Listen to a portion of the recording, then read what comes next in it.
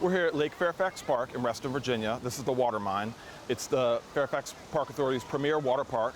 It's been here since 1997. We recently had an expansion that opened up August 1st of last year. We've got multiple features here. We have a lazy river.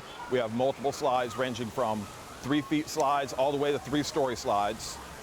We have interactive rope features where the kids can climb, across a rope, across, water blocks. We have smaller, shallow areas for the kids. The depth on the water park doesn't get above 4 feet, so it's good for, most size children. And it's a great place to bring out the family. Any age is permitted at the park. We have a top pool that goes for even the smallest children. We do recommend that non-swimmers wear a flotation device. We provide that here. Over 48 inches is available to use any part of the park. Under 48 inches, there are a few big kid facilities that they can't use, but there's enough fun for everybody here. At any one time, we have about 40 lifeguards staffed around the facility.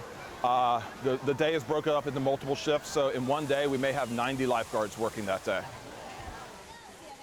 For more information, you want to go to our website, www.fairfaxcounty.gov/parks/watermine.